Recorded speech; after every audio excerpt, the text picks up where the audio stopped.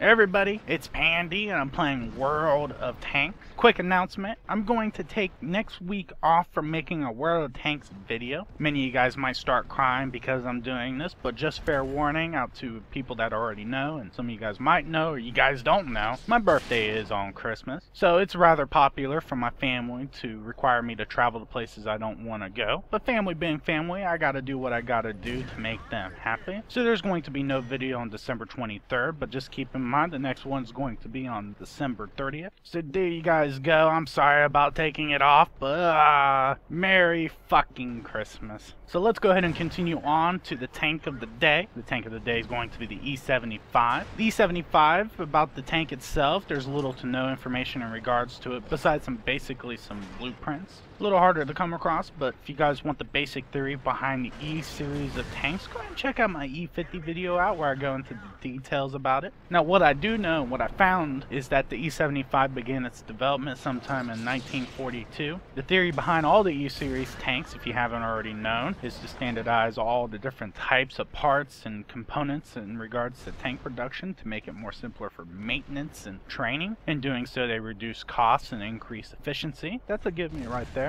Now, it was planned to be a 75-ton tank, and it was supposed to be positioned slightly higher than the E-50. It was supposed to be equipped with thicker armor compared to the E-50, but basically the same tank in regards to operations. The idea is you're supposed to be able to train someone on the E-75 and be able to throw them in the E-50 if needed, and vice versa. The initial plans were to have E-50s and E-75s armed with the same turret and main gun. However, in 1943, the design for the E-75 was modified to be equipped with a turret just like the King Tiger, armed with a 128mm main gun, just like the Jag Tiger. See, I got it right, Jag Tiger. Now, while the E-50 was supposed to be the replacement tank for the Panther tank of Series E's, E-75 was to be the replacement tank for the Tiger tank, and eventually the Tiger II. There were also plans on converting the E-75 turret into an assault gun style machine just like the Jag Tigers. It would have been designated as the Stug 75, armed with a 150mm main gun. All these plans would have been undertaken, but because of the closure of the war in 1945, they were never sought or developed or produced. Pretty much all I have in regards to information on the E-75, and I actually found the German site that had some information in there, but it basically would have been talking about the E-75, E-50, and I already talked about the theories of the E-50, so I'm not going to talk about it here. It'd be kind of redundant, but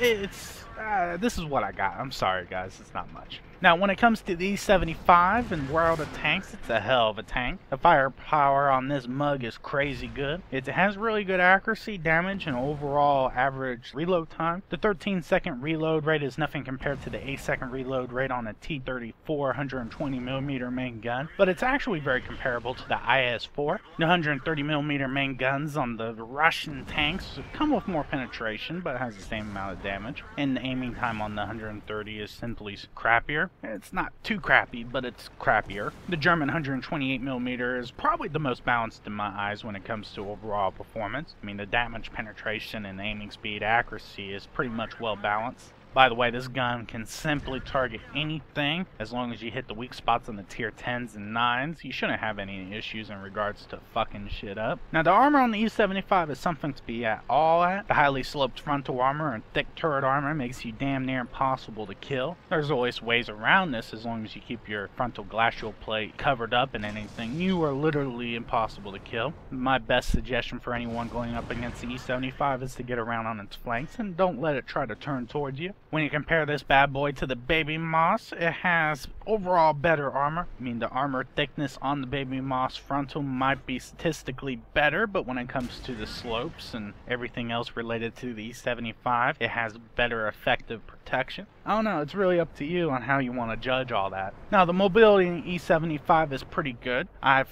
heard of individuals bitching about how slow it is. Anyone who's ever played a T-95 or Jaloi will tell you that the E-75 is a hot rod. I believe the E-75 moves around better than the King Tiger, but that's just me. I'm not doing any testing. I do think its mobility is better than the Baby Moss, and this is purely based off of my experience of having the Baby Moss in open beta. This might be because the E-75 gets a 1200 horsepower engine of just epic compared to the Baby Moss's little puny ass 840 horsepower engine. Turning rate is overall good on the E-75 and performs, like I said previous, a lot like the King Tiger.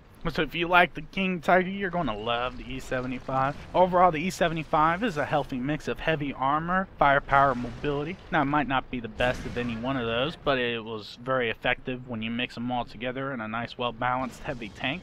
It appears to be leaning closer to what the E-50 is like in regards to this, but the E-50 obviously is designed to be more of a main battle tank, medium tank style tank, bastard thing, while the E-75 appears to be a breakthrough tank with the intent of destroying heavier fortifications and other tanks. So when it comes right down to it, it's a really good tank. I mean, crappy stock, but don't be disheartened. Every tank out there is crappy stock, so it's pretty damn good when it's fully upgraded. I get to that point of the video where I get to throw some Where Are the Tanks gold at you. What I got for you is another $20 ultimate game card, 2,000 points on Playspan. The card is good on the North American, European, and Russian servers. To win said card, you must be A, be subscribed to my channel, and B, post a comment or video response down below, maybe about the video question, which is, are anyone getting a Christmas gift related to World of Tanks? I've heard quite a few of individuals comment that they're going to get some World of Tanks gold as a result of Christmas, so I'm interested in seeing what everyone else is possibly getting, and if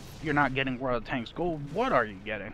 I myself, with my birthday being on Christmas, will most likely be filled with a drunken haze of rainbow pigs and strippers laying around my living room. My aim this Christmas is to find me a Russian chick to hit up. Them wargaming news clips just perked my interest into them bitches. If anyone happens to have Ola's phone number, please hook a brother up. If anyone who doesn't have a pulse and doesn't know who Ola is, she's the host or the hottie on all those wargaming news videos. So, I thank you guys for watching. Hopefully you guys have a very safe and enjoyable Christmas and New Year's. And this upcoming New Year's, I'll have a video before that, but you know, if I happen to get killed on Christmas or, you know, arrested or something, you know, I just want to wish everyone a good New Year's. Around from that, you guys take it easy. I'm Pandy, and good hunting.